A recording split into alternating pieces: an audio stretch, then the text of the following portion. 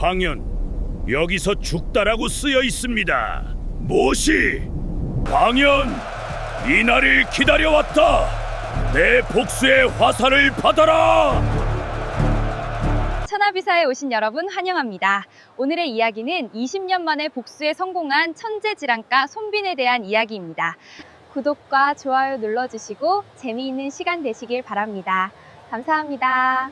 때는 기원전 340년 춘추전국 시대 칠국이 서로 다투던 혼란의 시기였습니다.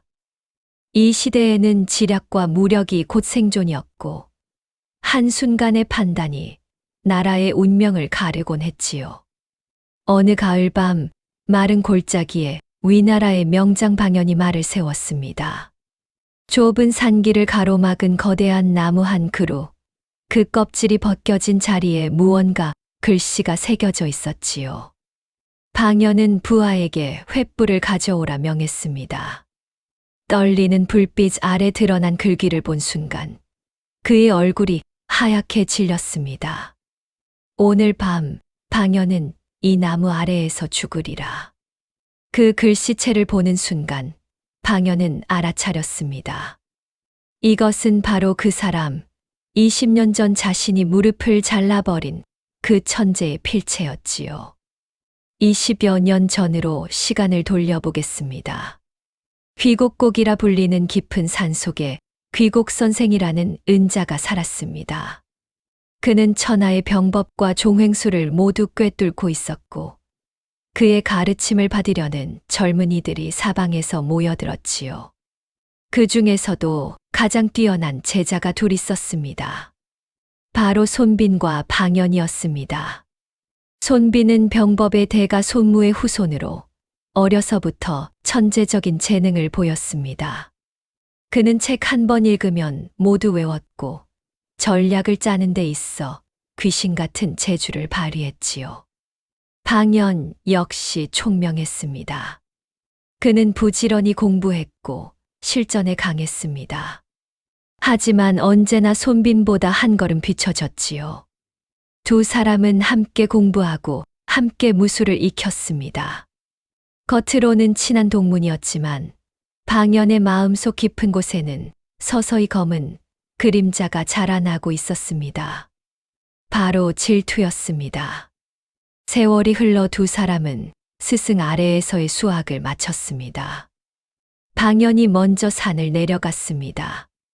그는 손빈보다 5살이 많았고 일찍이 위나라로 가서 해왕을 섬기게 되었지요. 뛰어난 재능을 인정받아 장군의 자리에 올랐습니다. 위나라는 당시 칠국 중에서도 가장 강한 나라 중 하나였습니다. 방연은 여러 전투에서 공을 세우며 명성을 쌓아갔습니다. 그러던 어느 날 방연은 위해왕을 은밀히 찾아갔습니다. 대왕마마, 신에게 함께 귀곡선생 아래에서 배운 아우가 하나 있사옵니다. 그 자의 병법 실력은 신을 뛰어넘을 만하옵니다. 위해왕의 눈빛이 날카로워졌습니다. 그렇다면 후환이 되지 않겠는가? 방연이 고개를 숙이며 말했습니다. 그러하옵니다. 미리 불러들여 제거하는 것이 상책일 듯하옵니다.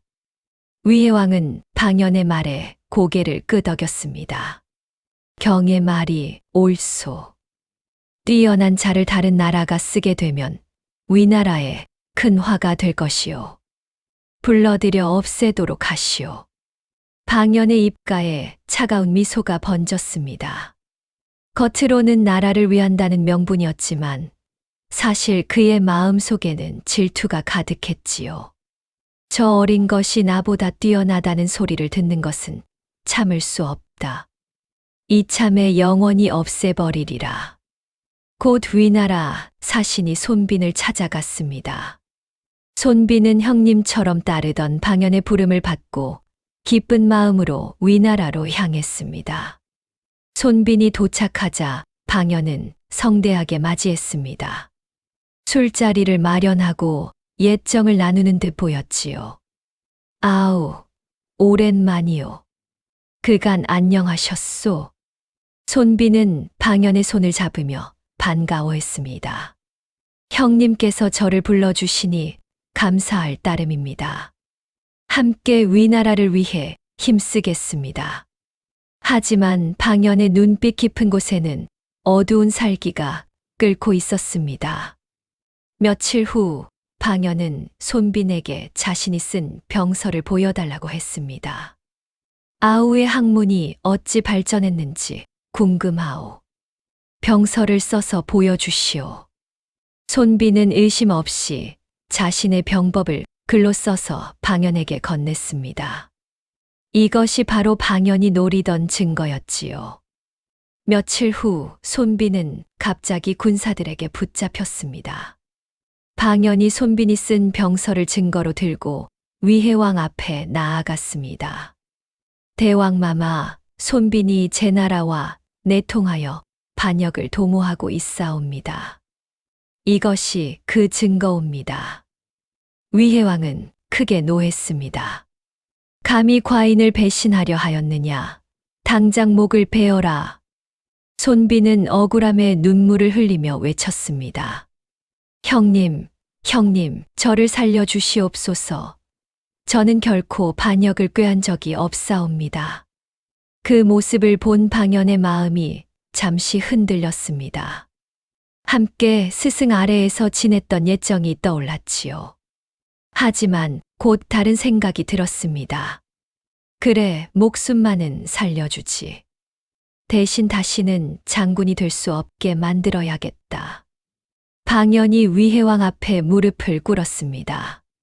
대왕마마, 목숨만은 살려주시옵소서. 대신 빈형에 처하여 다시는 병법을 쓸 수 없게 만드시옵소서. 빈형이란 무릎뼈를 깎아내는 잔혹한 형벌이었습니다. 위해왕이 고개를 끄덕였고 손비는 형장으로 끌려갔습니다. 그의 무릎에 칼이 내려앉았고 얼굴에는 죄인의 먹물 문신이 새겨졌지요. 형벌을 받은 손비는 감옥에 갇혔습니다. 무릎이 잘려나간 그는 제대로 걸을 수조차 없었지요. 방연은 가끔 감옥을 찾아와 손빈을 내려다보았습니다. 아우, 내가 자네 목숨만은 살려주지 않았는가. 감사히 여기게. 손빈은 고개를 숙인 채 아무 말도 하지 않았습니다. 하지만 그의 가슴 속에서는 복수의 불꽃이 타오르고 있었지요. 며칠이 지나자 손빈은 이상한 행동을 하기 시작했습니다. 감옥 안에서 혼자 중얼거리고 웃다가 울기를 반복했습니다. 간수들이 방연에게 보고했습니다. 장군님, 손빈이 미쳐버린 것 같사옵니다. 방연이 직접 감옥으로 달려왔습니다. 손빈은 구석에 웅크리고 앉아 허공에 대고 무언가를 중얼거리고 있었지요. 하하하. 하늘이 무너진다. 땅이 갈라진다. 손빈의 옷은 오물로 더럽혀져 있었고 머리카락은 헝클어져 있었습니다. 심지어 자신의 배설물을 손으로 집어 입에 넣기까지 했지요. 방연은 코를 막으며 뒤로 물러났습니다. 정말 미쳐버렸구나.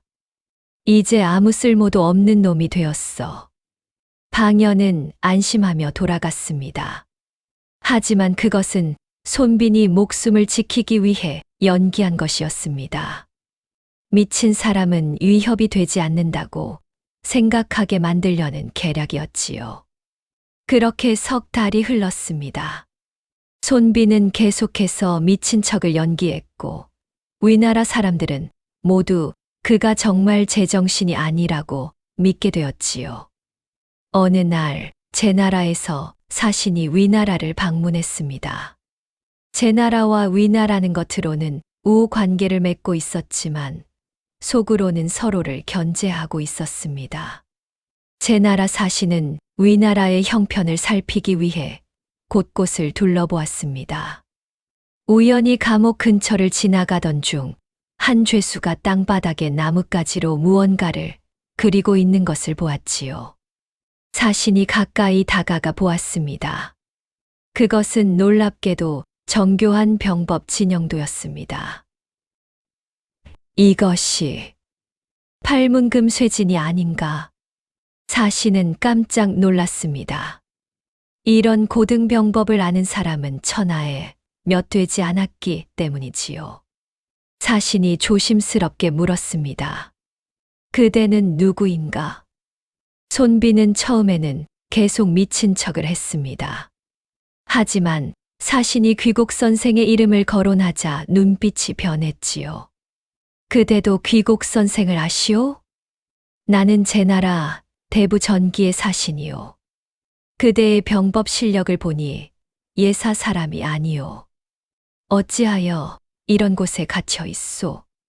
손비는 잠시 망설이다가 자신의 사연을 털어놓았습니다. 방연의 모함으로 무릎이 잘리고 감옥에 갇혔다는 이야기를 말이지요. 사신은 분노했습니다. 이 무슨 천하의 불의인가? 제 나라로 함께 가시오. 우리 주군께서 그대를 환대하실 것이오. 제 나라 사신은 은밀히 계획을 세웠습니다. 손빈을 위나라에서 빼내는 것은 쉬운 일이 아니었지요. 마침내 귀국하는 날 밤, 사신은 수레 밑에 손빈을 숨겼습니다. 검문하는 위나라 병사들은 제 나라 사신의 수레를 대충 살펴보고 통과시켰습니다. 국경을 넘자 손빈은 비로소 안도의 한숨을 내쉬었습니다. 은인이시여, 이 은혜를 어찌 갚아야 할지 모르겠습니다. 갚을 것 없소. 그대 같은 인재가 억울하게 죽을 뻔한 것을 구한 것뿐이요. 제 나라에 도착하자 사신은 손빈을 대장군 전기에게 데려갔습니다. 전기는 병법을 좋아하는 장수였고 손빈과 이야기를 나누어 보니 그의 재능에 크게 감탄했지요. 과연 천하의 병법가로구나. 그대를 내 식객으로 모시고 싶소. 손빈은 감사히 절을 올렸습니다. 대장군의 은혜에 목숨으로 보답하겠나이다. 전기는 손빈에게 편안한 거처를 마련해 주었고 필요한 모든 것을 제공했습니다. 손빈은 비록 무릎은 잃었지만 마음만은 다시 살아났지요. 그는 매일 병서를 읽고 전략을 연구했습니다.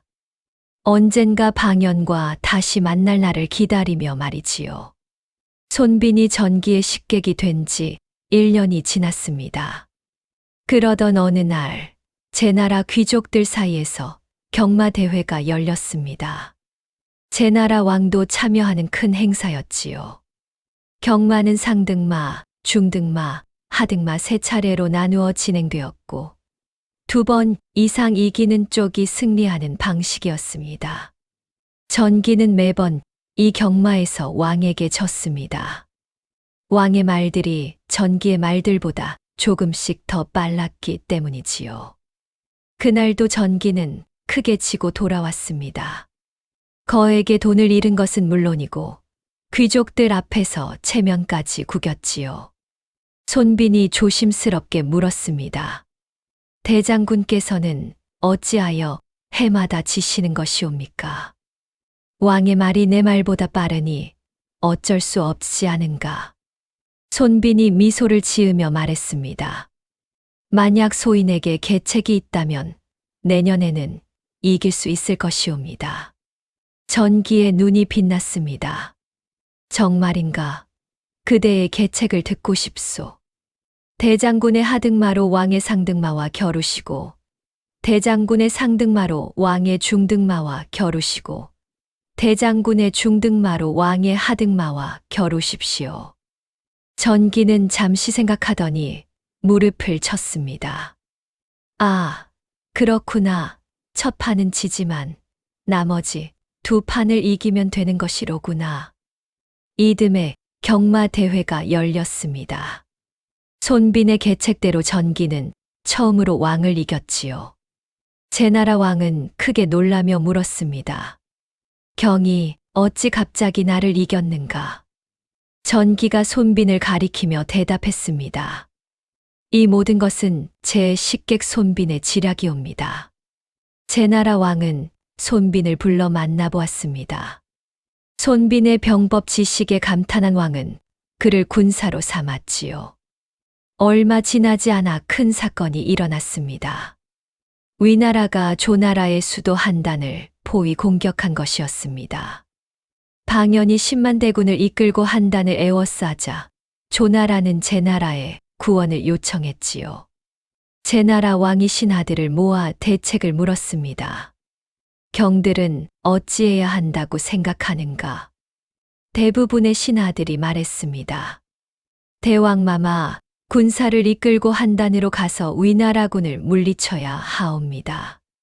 하지만 손비는 다른 의견을 내놓았습니다. 대왕마마, 그것은 좋은 계책이 아니옵니다. 위나라군은 이미 한단을 포위하고 있어 방어 태세가 단단할 것이옵니다. 우리가 직접 한단으로 간다면 큰 피해를 입을 것이옵니다. 왕이 물었습니다. 그럼 어찌해야 한다는 것인가? 손빈이 답했습니다. 위나라의 본국인 대량을 공격하십시오. 위나라는 반드시 한단, 포위를 풀고 본국을 구하러 돌아올 것이옵니다. 그때 피곤해진 위나라군을 중간에서 맞아치면 큰 승리를 거둘 수 있사옵니다. 이것이 바로 위의구조, 즉 위나라를 포위하여 조나라를 구한다는 계책이었습니다. 제나라 왕은 손빈의 계책을 받아들였습니다. 전기를 대장으로 손빈을 군사로 삼아 대군을 일으켰지요. 제나라군이 대량으로 진격한다는 소식을 들은 방연은 크게 당황했습니다. 급히 한단 포위를 풀고 본국으로 회군했지요. 손빈은 계릉이라는 곳에 복병을 숨겨두고 기다렸습니다. 지친 위나라군이 도착하자 사방에서 제나라군이 쏟아져 나왔지요. 계릉 전투는 치열했습니다.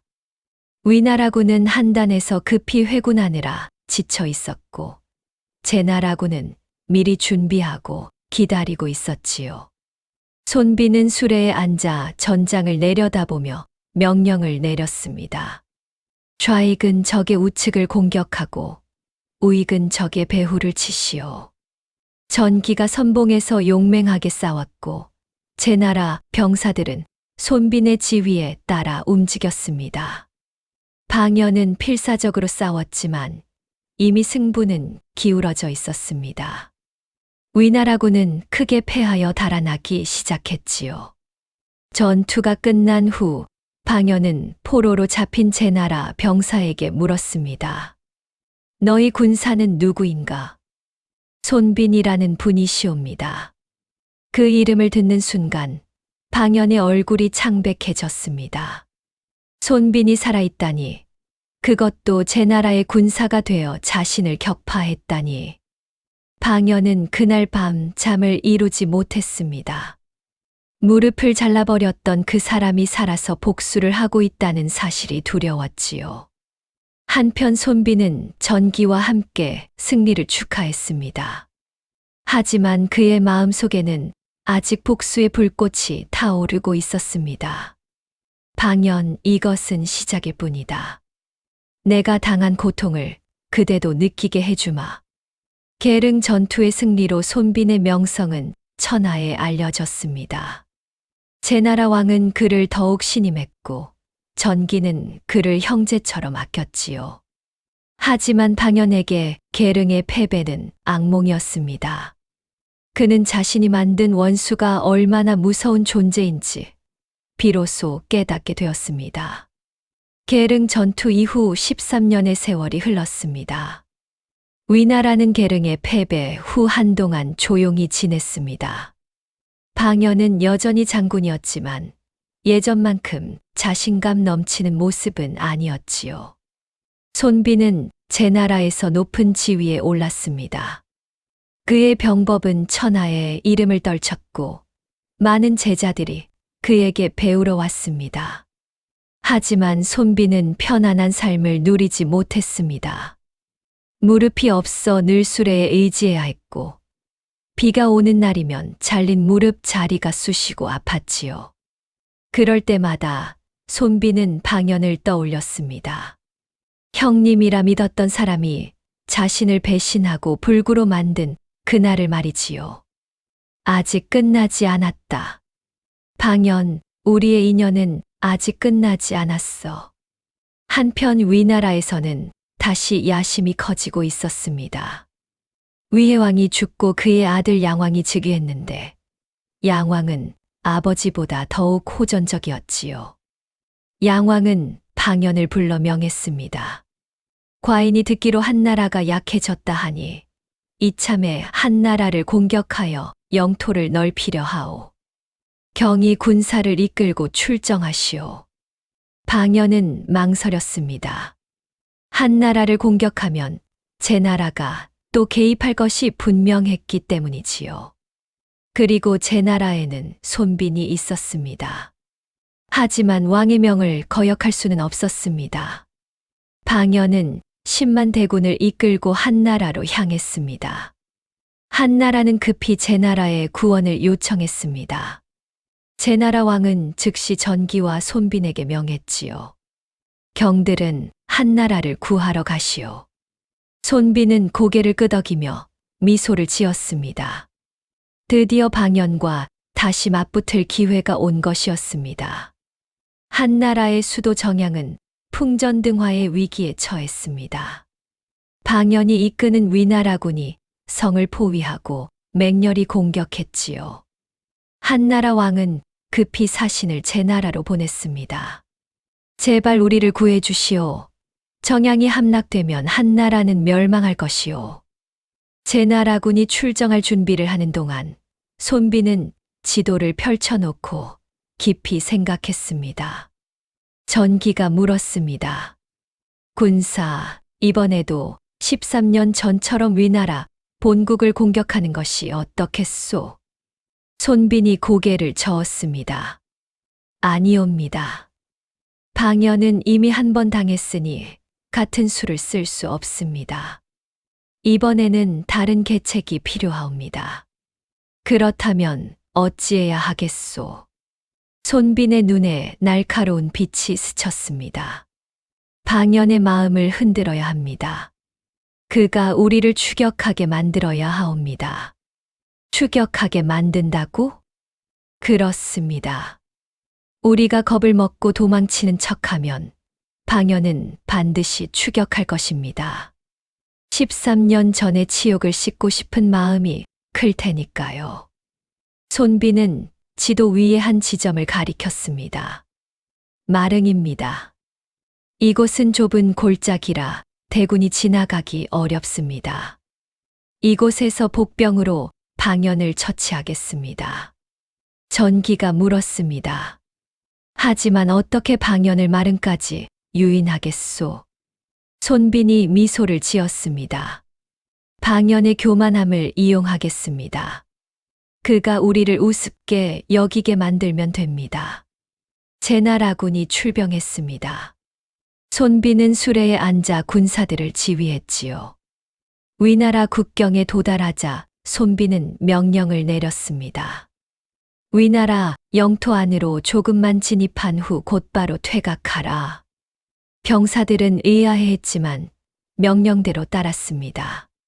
제나라군은 위나라 땅을 밟자마자 황급히 도망치는 듯한 모습을 보였지요.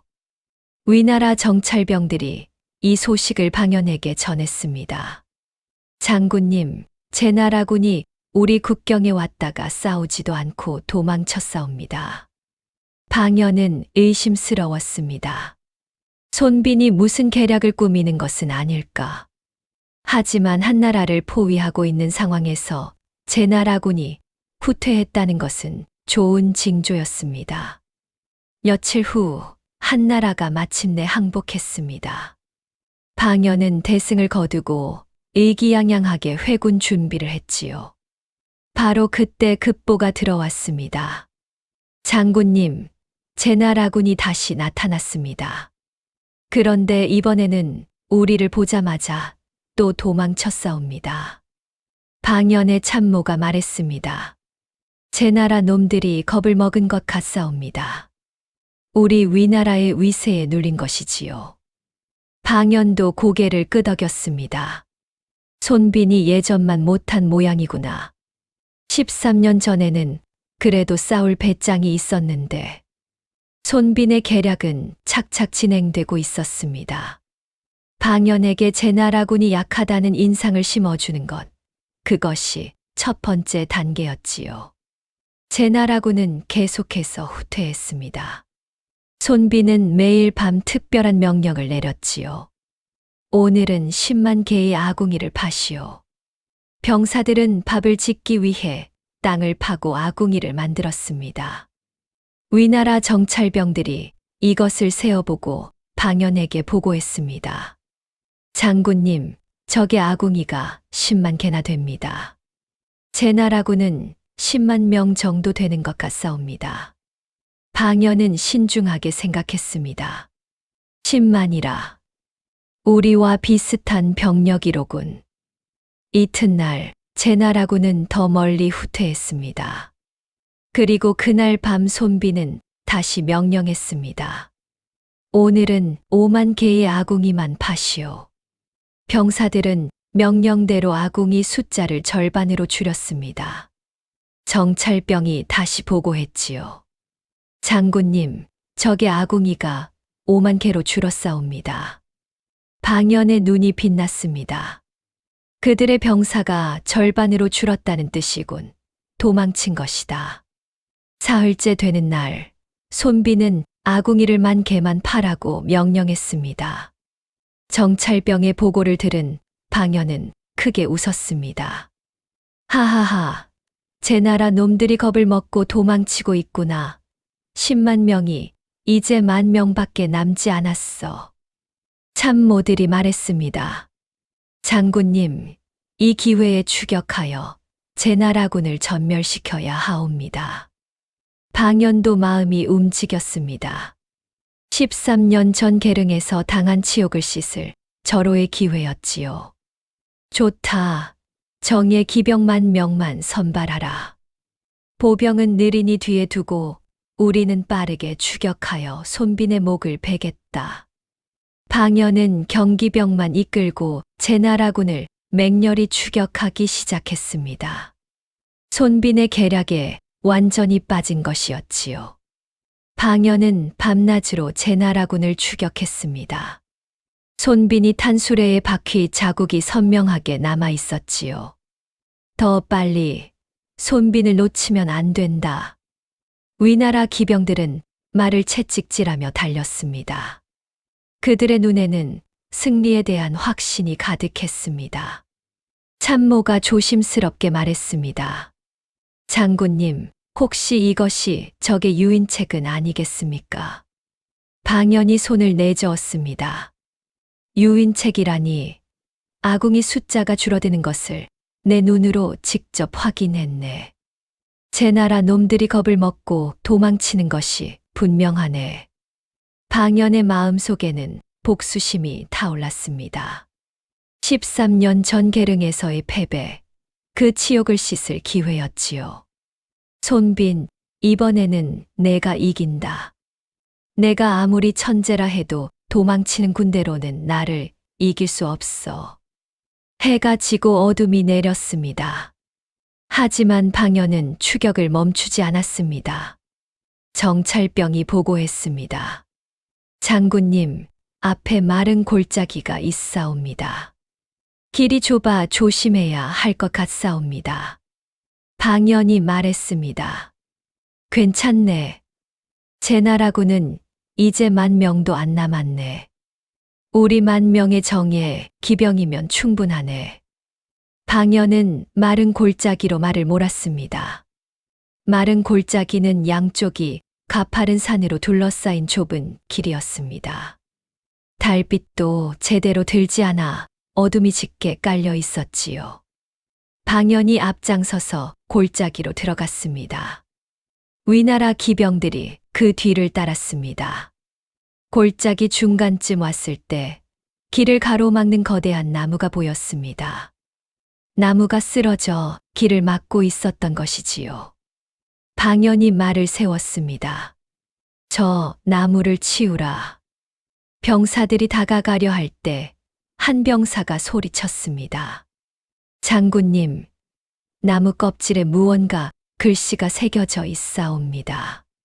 방연의 가슴이 철렁 내려앉았습니다. 불길한 예감이 스쳤지요. 횃불을 가져와라. 떨리는 불빛 아래 드러난 글씨를 보는 순간 방연의 얼굴이 하얗게 질렸습니다.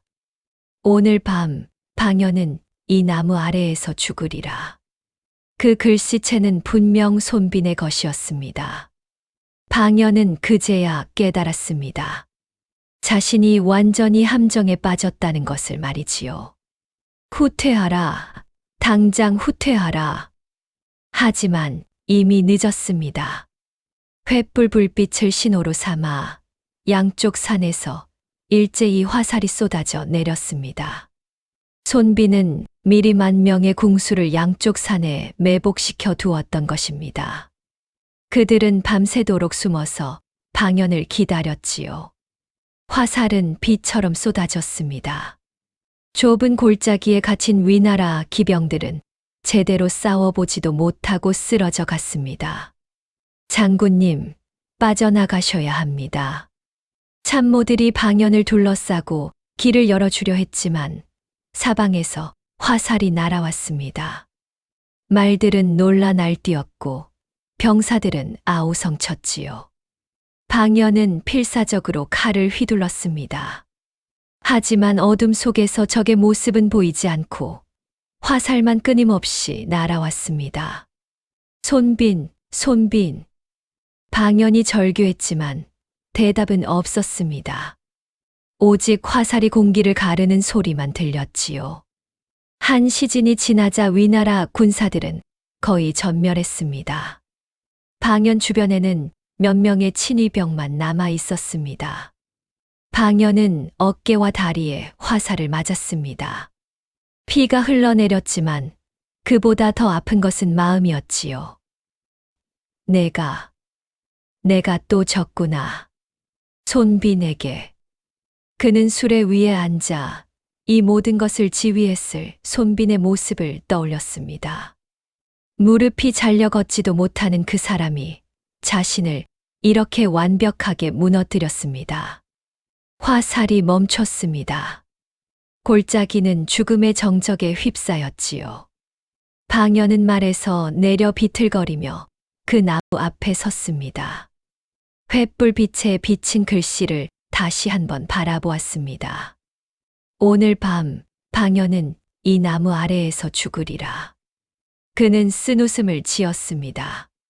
손빈은 자신이 정확히 언제 이곳에 도착할지까지 계산했던 것입니다.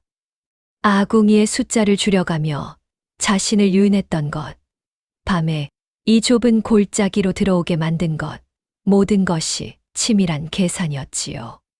천재로구나. 역시 천재야. 방연의 뇌리에 지난 20여 년의 기억이 스쳐 지나갔습니다. 귀국 선생 아래에서 함께 공부하던 젊은 날, 항상 자신보다 뛰어났던 손빈을 보며 느꼈던 질투. 그를 위나라로 불러들여 무릎을 자르고 얼굴에 문신을 새겼던 그날. 내가 저지른 일이 이렇게 돌아오는구나. 만약 그때 손빈을 진심으로 대했다면 어땠을까요? 질투심을 버리고 함께 위나라를 위해 힘을 합쳤다면 두 사람은 천하무적의 조합이 되었을 것입니다. 하지만 방연은 질투를 선택했고 그 결과가 바로 이것이었습니다. 산 위에서 한 사람이 나타났습니다. 수레를 타고 내려오는 사람, 바로 손빈이었습니다. 두 사람의 눈이 마주쳤습니다. 20여 년 만의 재회였지요. 손빈이 입을 열었습니다. 형님, 오래간만이십니다. 방연이 피를 흘리며 말했습니다. 아우, 아니, 손군사. 그대가 이겼네. 손빈은 무표정한 얼굴로 방연을 내려다보았습니다. 형님께서 제 무릎을 자르셨을 때 저는 맹세했습니다. 반드시 이 원한을 갚겠다고 말입니다. 방연이 고개를 끄덕였습니다. 그래, 내 말이 맞다. 내가 먼저 저지른 일이니 원망할 수 없지. 그는 하늘을 올려다보았습니다. 달빛이 구름 사이로 비쳐들었지요.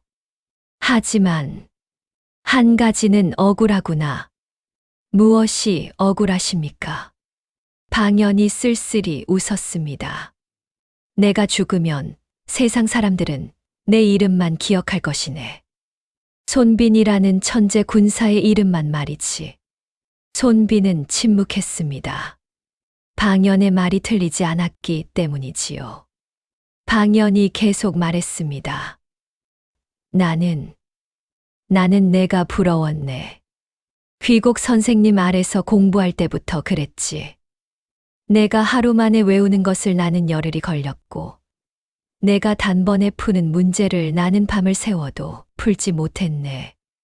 그의 목소리에는 깊은 한탄이 묻어났습니다. 그래서 널 제거하려 했네. 내가 없으면 내가 최고가 될 수 있을 거라 생각했지.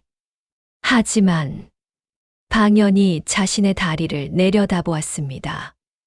내 무릎을 자르고도 너는 나보다 뛰어났구나. 걷지도 못하면서 나를 이렇게 완벽하게 무너뜨렸으니 말이야. 손빈이 차가운 목소리로 말했습니다. 형님께서는 잘못 생각하셨습니다. 저를 제거한다고 형님이 최고가 되는 것이 아니었습니다. 형님은 형님 자신의 길을 가셨어야 했습니다. 방연이 피를 토하며 웃었습니다. 그래, 내 말이 맞아. 하지만 이미 늦었지. 그는 허리춤에서 칼을 뽑아들었습니다. 마지막 남은 힘을 다해 칼을 쥐었지요. 손빈, 마지막으로 한 가지만 물어보겠네. 내가 나를 용서할 수 있겠나? 손빈은 오랫동안 침묵했습니다. 그의 마음속에서는 복잡한 감정들이 소용돌이 쳤지요. 분노, 원한, 그리고 묘하게도 연민까지. 형님, 저는... 하지만 방연은 더 이상 기다리지 않았습니다. 됐네. 나도 용서받을 자격이 없다는 걸 알고 있으니까. 그가 칼을 자신의 목에 갖다 댔습니다. 결국 저 어린 놈의 이름을 날려주게 되었구나. 그것이 방연의 마지막 말이었습니다. 칼이 목을 그었고 위나라의 명장은 그렇게 쓰러졌지요. 마른 골짜기에 정막이 흘렀습니다. 손빈은 수레에 앉은 채 방연의 시신을 내려다보았습니다. 20여 년을 기다린 복수가 끝났습니다. 하지만 손빈의 마음은 이상하게도 시원하지 않았지요. 전기가 다가와 말했습니다.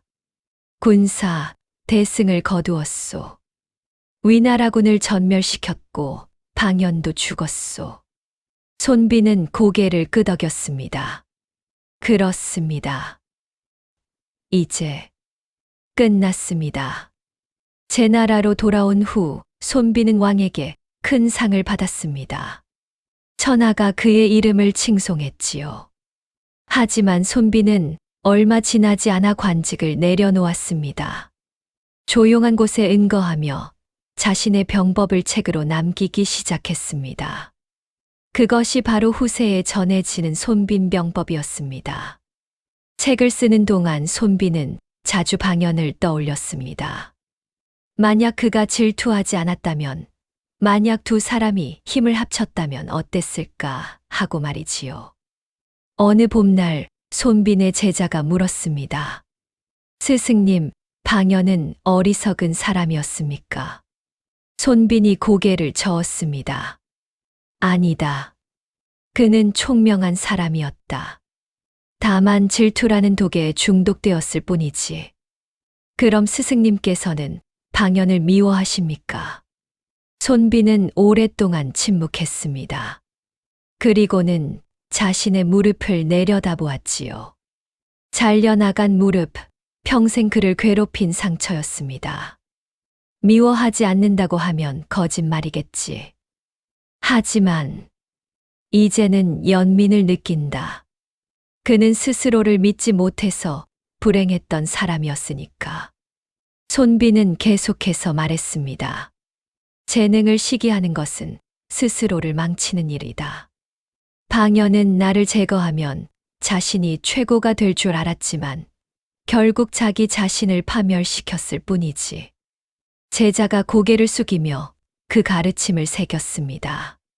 손비는 말년을 평화롭게 보냈습니다. 비록 걷지는 못했지만 그의 지혜는 천하를 움직였지요. 그가 남긴 병법은 후세 사람들에게 큰 가르침이 되었습니다. 전쟁에서 이기는 법뿐만 아니라 사람의 마음을 다스리는 법까지 말이지요.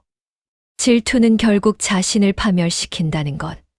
재능 있는 자를 인정하고 함께 가는 것이 진정한 지혜라는 것. 이것이 손빈과 방연의 이야기가 우리에게 남긴 교훈이었습니다. 오늘의 이야기는 여기까지입니다. 재미있게 보셨다면 구독과 좋아요 눌러주세요. 그럼 더 재미있는 영상으로 찾아뵙겠습니다. 모두 행복한 하루 보내세요.